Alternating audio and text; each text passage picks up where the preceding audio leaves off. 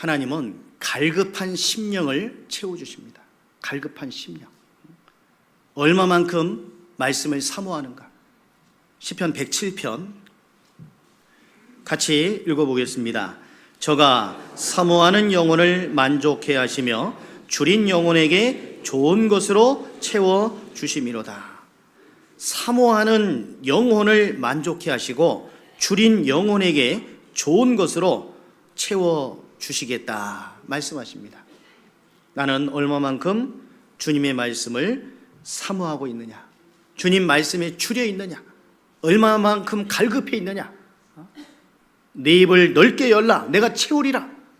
주님은 넓게 여는 자에게 채워줍니다. 그 제비 새끼들이, 어미 새가 그 먹이를 가지고 쫙 날라오면요, 새끼들이 어떻게 하죠? 입을 쫙 벌리죠. 어떤 분이 막 이렇게 하시는데, 입을 쫙 벌려요. 그러면 누구한테 넣어준다고요?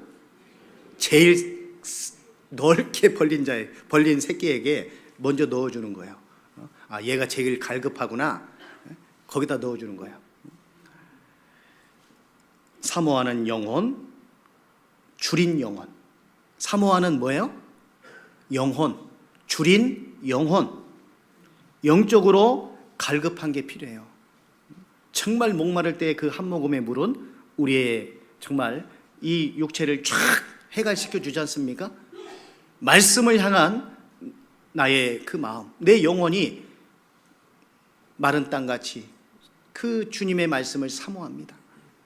그 마음이 필요한 거예요. 주님의 말씀을 사모하는 마음, 그리고 주님의 일에 대한 어떤 열정, 이게 필요하잖아요. 열정. 나는 주님의 일에 대해서, 주님의 교회에 대해서, 영혼 건지는 일에 대해서, 헌신하는 부분에 대해서, 봉사하는 부분에 대해서 얼마만큼 열정을 가지고 있을까? 그걸 체크해 보는 게 필요합니다. 각자. 그동안 살아온 나의 삶을 한번 쭉 돌아보세요. 구원받은 이후, 처음 구원받았을 때 내 마음이 어땠는지, 교회에 대한 내 마음이 어땠는지, 봉사에 대한 부분은, 교제에 참여하는 부분은, 말씀에 관계된 부분은, 말씀을 얼마만큼 사모했는지, 또 헌신에 대한 부분은, 그리고 쭉 지내오면서 지금의 모습은, 전도에 대한 열정은 얼마만큼 지금 가지고 있는지, 새로운 사람을 또 자주자주 만나는 분들을 만나게 될 때마다 그분을 향한 내 마음이 얼마만큼 뛰고 있고, 어떤 타이밍에 이분을 전도해야 될 것인가, 어떤 말을 띄워야 될 것인가. 요즘 시사적인 부분도 많이 있는데 비행기 사고도 많이 나고, 어떤 부분으로 이 사람에게 내가 내 마음을 좀 전할 수 있을까, 말씀을 들어볼 수 있도록 권고할 수 있을까. 이런 생각을 품고 살아가는 것이 정상 아니겠습니까? 그런데 누구를 만나든 아무런 생각이 없이 그냥 일상적인 어떤 그런 일을 하는 어떤 관계로서만 만나고 그냥 끝나버리는, 그러면 안 되잖아요. 모든 사람이 전도의 대상인데 그들을 향한 내 마음이 기도 가운데, 누구를 만나기 전에 먼저 기도하고 어떻게 해서든지 한번 입을 뗄 수 있는, 권고할 수 있는, 권할 수 있는 그런 것이 돼야 되지 않겠습니까? 그죠? 그게 정말 절대적으로 필요합니다. 주님을 향한 열정, 말씀을 향한 열정, 전도를 향한 열정, 이런 것들이 필요해요.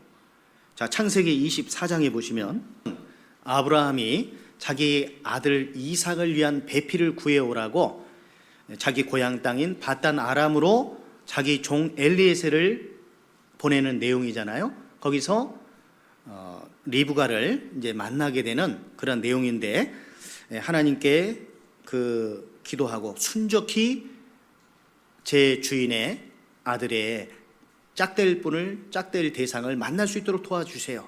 기도를 했습니다. 엘리에셀이. 그리고 이제 이런 일이 벌어졌죠. 말을 마치지 못하여서 리브가가 물 항아리를 어깨에 메고 나오니 그는 아브라함의 동생 나홀의 아내 밀가의 아들 부두엘의 소생이라. 그 소녀는 보기에 심히 아리답고 지금까지 남자가 가까이 하지 아니한 처녀더라. 그가 우물에 내려가서 물을 그 물 항아리에 채워 가지고 올라오는지라. 종이 엘리에셀이죠. 마주 달려가서 가로되 청컨대 네 물 항아리의 물을 내게 조금 마시우라. 그가 가로되 주여 마시소서 하며 급히 그 물 항아리를 손에 내려 마시게 하고 19절 같이 읽겠습니다. 마시우기를 다하고 가로되 당신의 약대도 위하여 물을 길어 그것들로 배불리 마시게 하리이다 하고 20절도요. 급히 물 항아리의 물을 구유에 붓고 다시 기르려고 우물로 달려가서 모든 약대를 위하여 깃는지라. 제가 21절 또 읽겠습니다. 그 사람이 그를 묵묵히 주목하여 여호와께서 과연 평탄한 길을 주신 여부를 알고자 하더니 약대가 마시기를 다하매 그가 반세겔 중 금고리 1개와 10세겔 중 손목걸이 1쌍을 그에게 주며. 자, 여기 10절을 한번 보시면요, 약대가 몇 마리인가요? 이에 종이 그 주인의 약대 중 몇 필? 10필을 취하고 떠났는데 10필. 약대가 10필입니다. 약대가 보통 한 번에 마시는 물의 양이 평균 80리터예요. 1리터짜리 그 페트병으로 80개. 많이 마시는 약대는 100리터까지 마셔요. 조금 적게 마시는 약대는 75리터 정도 마셔요. 평균적으로 한 80리터 정도 마신다고 했을 때 10마리면은 800리터. 맞죠? 1000ml 먹으면 1000리터, 1톤. 1000리터, 1톤 맞죠? 이거 두레박에다가 두레박 그게 한 몇 리터 나올까? 한 번 길면 5리터요? 자, 4리터로 계산해 보면 80리터가 10마리, 800ml. 그러면 200번을 길어야 돼요. 200번. 여기 그렇게 철려 계십니까? 여기 보면은 그 구유에 붓고 다시 기르려고 우물로 달려가서 모든 약대를 위하여 깃는지라. 그런데 이 리브가가 뭐라고 말했냐면 엘리에셀이 먼저 나에게 물을 조금 마시우라. 엘리에셀은 그거 부탁한 거예요. 그런데 리브가는 더 신경을 쓰죠. 당신의 약대들에게도 배불리, 잠깐 목 축이는 정도가 아니라 배불리 마시게 하리이다. 이 얼마나 참 놀라운 일입니까? 미물인 짐승에게까지, 그의 소유에게까지 마음을 쓰는 거예요. 배불리 마시게 하리이다. 이 리브가는 준비된 마음으로 사는 사람이에요. 항상 누구를 만날 때마다 그 사람에게 필요한 것을 채워주는, 그 사람의 마음을 흡족하게 하는 어떤 이런 마음으로, 준비된 마음으로 사는 사람이에요. 더 많은 것을 하려고 하는 사람이에요. 내가 조금 더 희생하겠다라는 그런 마음, 그 리브가의 마음이 그녀의 인생을 바꿔놓은 거예요. 뭐 금고리 한 쌍, 손목걸이 한 쌍 받은 거, 이것이 중요한 게 아니라 아브라함의 하나님, 이삭의 하나님, 그 하나님의, 이삭의 하나님의 배필이 될 수 있는, 이삭의 배필이 될 수 있는 놀라운 그 기회를 얻은 거죠. 무엇 때문에? 그녀의 희생, 더 많은 것을 하려고 하는 마음, 조금 더 내가 더 희생하겠다라는 그 마음, 그런 마음이, 준비된 마음으로 사는 그 마음이, 예산을 크게 세운 그 마음이 이 리브가로 하여금 하나님께서 그녀를 이삭에게까지 인도해 주신 겁니다. 우리는 신앙생활을 하는 가운데 주님 앞에 귀히 쓰임 받기를 원하지 않습니까? 주님, 저를 써주세요. 그런데 준비가 되어 있지 않으면 쓸 수가 없잖아요. 큰 집에는 금과 은의 그릇이 있을 뿐 아니요 귀한 그릇도 있고 천한 그릇도 있나니. 그런데 그 중에서 어떤 그릇을 쓰신다고요? 깨끗한 그릇을 쓰신다. 귀한 그릇을 쓰시는 게 아니라 깨끗한 그릇을 쓰신다 이 말이에요.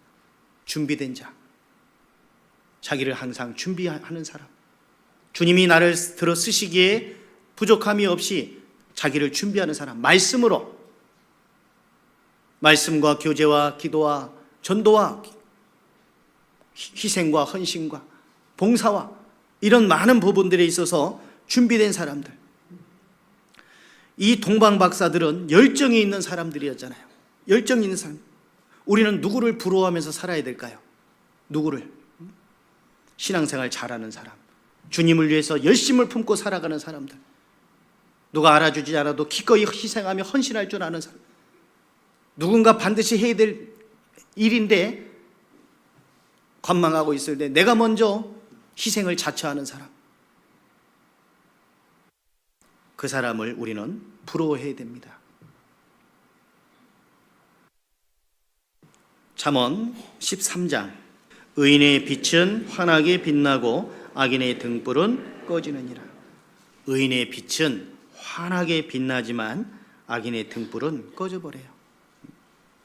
우리 마음속에 너희 속에 있는 빛이 어둡지 아니한가 보라, 그렇지 않습니까? 너희 속에 있는 빛, 누가복음 찾아보겠습니다. 여기 잠언 13장 잡아놓으세요. 14장 찾을 테니 14장부터 먼저 찾고 가겠습니다. 14장 11절.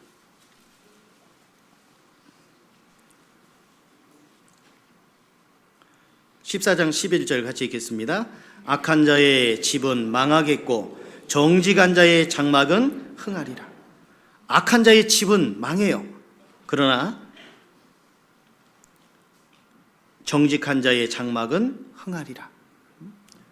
하나님은 항상 정직한 자, 의로운 자, 부지런한 자, 그리고 하나님의 일에 마음을 쓰는 자, 이런 사람들에게 함께 하시는 거죠. 누가복음 12장, 내 몸의 등불은 눈이라. 내 눈이 성하면 온몸이 밝을 것이요 만일 나쁘면 내 몸도 어두우리라. 같이 읽어보죠. 그러므로 내 속에 있는 빛이 어둡지 아니한가 보라. 몸의 등불이 눈인데, 눈이 성하면, 이 성하면 옆에 2번이 되어 있고 순전하면이라고 되어 있습니다. 순전하면. 눈이 성하다는 것은 마음의 눈이 순전한 걸 의미하는 거예요. 신앙생활하는 그 목적이 뭐냐? 단지 주님의 은혜가 너무너무 감사하니까 주님의 은혜에 조금이라도 보답하기를 바라는 마음으로 행하는지, 어떤 다른 어떤 목적으로 신앙생활을 하는지. 우리는 순전한 마음, 정말 그 영혼이 불쌍하기 때문에 그 영혼 불쌍한 그 마음으로 전도해야 돼요. 순전한 마음을 가지고. 눈도 순전해야 되고 마음도 순전해야 돼요. 영혼이 맑아야 돼요. 영혼이 맑고 깨끗해야 됩니다. 그래야 되지 않겠습니까? 그것은 우리의 말하는 걸 통해서, 행동하는 걸 통해서 어떻게 내가 대하는가, 그 사람을 대하는가 여부에 따라서 드러나집니다. 드러내어집니다. 이 사람의 마음이 어떤지, 이 사람의 신앙 상태가 어떤지, 이런 것들이 말과 행동과 어떤 행동, 거취, 이런 것들, 풍기는 어떤 그런 인상, 이런 것들을 통해 다 나타납니다. 말하지 않는다고 안 나타나는 게 아니에요. 다 나타납니다. 이 사람이 지금 신앙 상태가 어떻다는 거 다 나타납니다. 그렇기 때문에 우리는 순전한 마음을 품고 행해야 됩니다. 성경에 보면은 많은 위인들이 나옵니다. 많은 인물들이 나옵니다. 그런데 그들 중에는 끝까지 주님을 따랐던 자들이 있고 도중에서 포기되어진 자들이 있어요. 아까 말씀드렸던 마가 요한, 도중에 포기됐죠. 그러나 물론 그의 마지막을 보면 나중에 그가 회복된 걸 알 수가 있어요.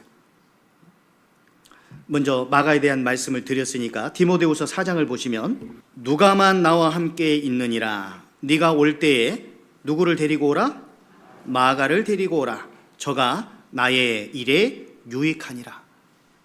바울은 2차 전도 여행 때 바나바의 생질인 이 마가, 요한, 바나바는 마가를 데리고 가자. 바울은 안 된다. 1차 전도 여행 때 마치 실격자가 되었기 때문에 그를 지금 당장 1차 전도 여행 마치고 얼마 지나지 않아서 2차 전도 여행을 시작을 하려고 하는데 지금 시간이 얼마 없어요. 얼마 지나지 않았어요. 아직 신앙의 회복이 이루어지지 않은 가운데서 마가 요한을 데리고 갈 수가 없었던 거죠. 그것 때문에 바나바와 결별하게 되는 그런 일이 있었었는데, 지금 디모데후서는 바울의 말년의 기록이지 않습니까? 마가를 데리고 오라. 저가 나의 일에 유익하니라. 마가가 후에 돌이켰습니다. 그래서 마가복음도 기록을 했어요. 사도 베드로도 마가를 마치 아들처럼 대우했거든요. 베드로전서 5장, 내가 신실한 형제로 아는 실로아노로 말미암아, 실라죠, 너에게 간단히 써서 권하고 이것이 하나님의 참된 은혜임을 증거하노니 너희는 이 은혜에 굳게 서라. 함께 택하심을 받은 바빌론에 있는 교회가 너에게 문안하고, 그 다음 같이 읽어볼까요? 내 아들 마가도 그리하느니라. 마가도 그리하느니라. 마가 나중에 돌이켰기 때문에 베드로에게도 또 바울에게도 유익한 그런 삶을 살았었던 거예요. 한때는 잘못 살 수도 있습니다. 한때는 잘못된 선택을 할 수도 있습니다. 육신의 뜻을 좇아서 살아갈 수도 있습니다. 비록 지금 나의 모습이 그러하다면 지금이라도 늦지 않습니다. 지금이라도 첫사랑을 일깨우고 간절한 열정을 품어야 돼요. 라오디게아 교회에게 말씀한 내용이 있잖아요. 열심을 내라. 회개하라. 열심을 내야 되는 거예요. 주님이 은혜를 바탕으로, 내 스스로 뭐 열심을 낸다고 해서 낼 수 있는 게 아니고, 은혜를 일깨울 때, 주님의 그 십자가의 은혜를 일깨울 때 열심을 낼 수 있습니다. 열정을 품을 수 있습니다. 마가는 돌이켰어요. 그러나 한때는 열심히 살았었던 데마, 아까 디모데후서 4장을 보시면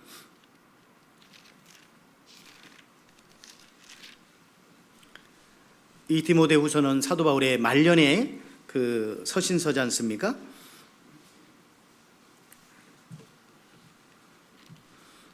디모데후서 4장, 데마는 이 세상을 사랑하여 나를 버리고 데살로니가로 갔고, 거기까지만 읽겠습니다.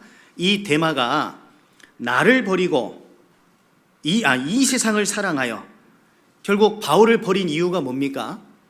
바울을 버린다는 건 하나님을 버렸다는 건데, 다시 말해서 이 세상을 사랑하게 됨으로 말미암아 바울도 버리고 하나님도 버리고 바울도 버리고 데살로니가로 가버린 거예요. 이것은 비극입니다. 비극. 롯도 그러잖아요. 롯도가 아니라 롯. 그죠? 창세기 13장에서 롯도 아브라함 품을 떠나버렸어요. 롯도 맞아서 떠난 건지 그건 아니죠. 눈에 좋아 보이는 요단들을 바라봤어요. 소돔과 고모라, 죄악의 도성인데 그리로 한 걸음 한 걸음 나아갔습니다. 결국 목숨은 부지했지만 부끄러운 구원의 모습이에요. 그잖아요. 자기 안에는 소금 기둥이 돼버렸고, 두 딸들과 취중에 모압과 암몬을 낳게 되는, 그래서 그 하나님께서 저주하게 되는 그 족속의 조상이 된 거 아닙니까? 롯이 아브라함 품을 떠나지 않았다면 그렇게 되지 않았을 텐데, 성경에 있는 많은 인물들의 내용들을 보면 처음에 잘못했다가 돌이킨 사람도 있고, 처음에 잘했다가 후에 곁길로 나아가 버린 사람들도 있어요. 역대 왕들도 보면 그렇습니다. 하나님 앞에 큰 징계를 받고 돌이켰습니다. 그 가운데서 기도했어요. 돌이켰습니다. 겸비했고, 크게 겸비하고 기도한 거로 하나님이 그 기도를 들어주셨다고 되어 있어요. 겸비한다는 건 뭡니까? 겸비한다는 건 겸손하고 자기 자신을 낮추는 걸 의미하는 거예요. 그것도 크게.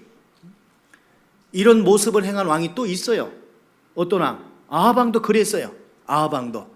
그런데 그의 말년은 안 좋게 끝났죠. 왜? 모양만 그랬어요. 모양만. 그때만.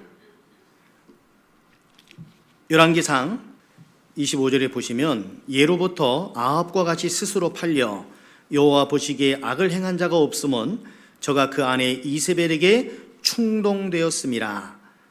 충동되었다는 것은 우유부단한 성격, 심약한 성격이었기 때문에 아내의 말에 부안해동된 거예요. 자기 주관이 없어요. 말씀에 주관이 없기 때문에 이리저리 흔들리는 거예요.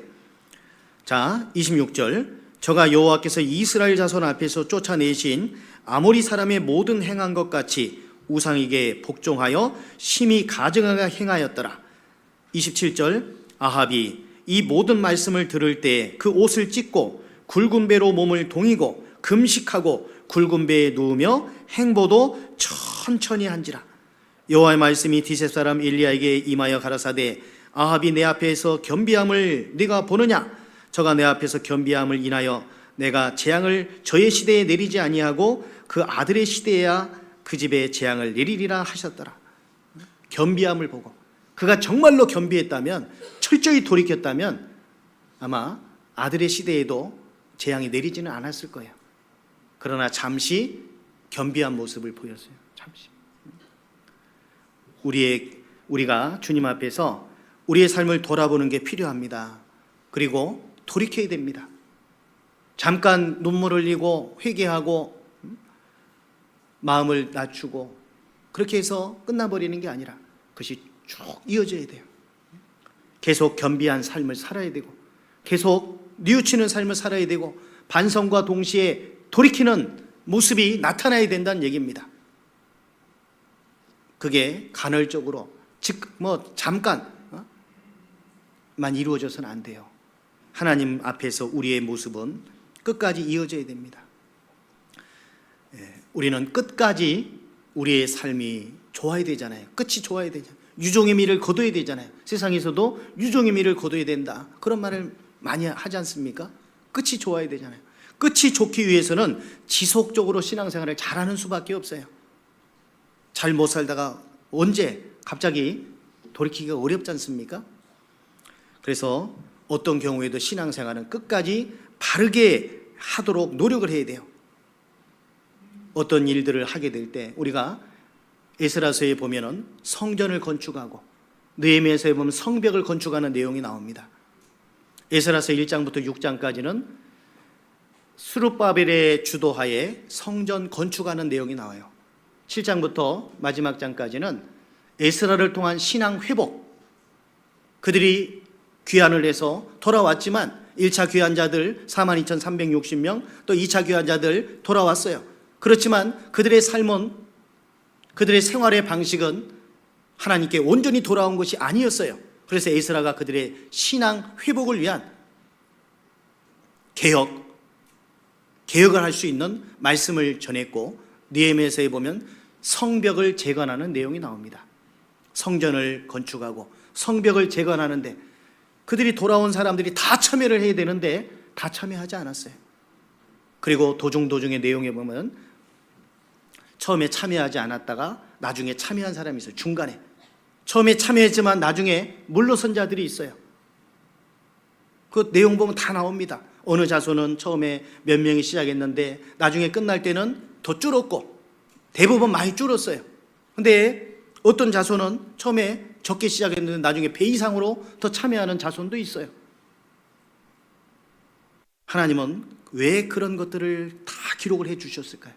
어떤 자손이 얼마만큼 시작했다가 마칠 때는 몇 명이었는지, 처음에 몇 명이 처음에 시작했다가 몇 명이 마지막까지 참여했는지, 왜 이런 것들을 낱낱이 기록을 해 주셨겠습니까? 하나님 다 보시는 거예요. 얼마만큼 주님의 일에 마음을 같이 하고 있는지. 우리는 에스라서 느헤미야서를 읽으면서 그냥 누가 몇 명 참여했는데 그걸로 끝나지 말고 한번 정리 한번 해보세요. 어떤 자손은 몇 명 시작, 끝날 때 몇 명 남았는지 정리해보면 거기 교훈이 될 겁니다. 하나님은 그 숫자를 분명하게 기록을 해 놓으셨습니다. 우리가 신앙생활을 하는 가운데도 어디 봉사를 합시다, 어디에 헌신을 합시다, 그 가운데 정말 마음을 같이 하고 하는 사람이 있고, 끝까지 그것을 함께 마음을 기울이는 사람이 있고, 도중에 흐지부지 돼버리는 사람도 있고, 중간에는 처음에는 마음을 모으지 못했다가 나중에 마음을 함께 모아서 하는 분들도 계셔요. 유종의 미를 거두는 것이 중요합니다. 주님의 일은 내가 하지 않아도 반드시 이루어지지만 하나님은 우리 각자에게 일할 수 있는 기회를 주신다는 사실을 기억하셔야 됩니다. 괜히 엘리야가 사르밧 과부 집으로 보내진 게 아니잖아요. 은혜를 베풀기 위해서 보내진 겁니다. 은혜를 베풀기 위해서. 우리는 세상적으로도 뭔가 좀 주님의 일에 준비된 마음을 갖는 게 필요해요. 주님의 일에 준비된 사람, 준비된 마음. 형제 자매님들에 대해서도 어떻게 하면 좀 더 그분들의 마음을 더 기쁘게 할 수 있을까? 어떻게 하면 상대방을 더 세워줄 수 있을까? 내가 말을 좀 뭐라 그럴까? 직장에서 같으면 상사처럼 말을 하고 그러면 내가 높아지는 걸까요? 절대 아니잖아요. 오히려 더 낮아지는 겁니다. 나를 낮추면, 내가 좀 더 겸손의 위치로 나아가면 높아지는 것은 하나님의 법칙이에요. 낮아지는 자가 높아지는 것이 하나님의 법칙입니다. 섬기는 자가 높임을 받습니다. 섬김 받으려고 하는 것이 아니라 섬겨주려고 하는 자가 높여질 수 있는 거예요. 주님의 방법과 이 세상의 방법은 다릅니다. 이 세상의 계산법과 하나님 나라의 계산법은 분명히 다릅니다. 지금 당장 수고하고 지금 당장 힘이 들지라도 복음과 함께 교회를 위해서 더 희생하고 헌신하는, 거기에 그것을 하나님이 분명히 보시고 그에 따른 결과는 주님 앞 나라에 갔을 때 제가 이만큼 받을 자격이 있나요? 아마 그런 말을 할 수 있겠죠. 우리는 항상 순전한 마음을 가지고, 그리고 교회와 동일한 보조로 그 옛날 믿음의 선진들이 걸어갔던 그 발자취를 쫓아서 이 동방박사들이 그 먼 길을 오기 위해서 많은 준비를 하고, 그리고 여러 역경들이 있었겠지만 그런 모든 것들을 감수하고 끝까지 가서 예루살렘으로만 만족하지 않고 베들레헴으로만 만족하지 않고 주님 계신 곳까지 가서 경배했던 것처럼 우리도 그런 마음으로 살아야 될 겁니다.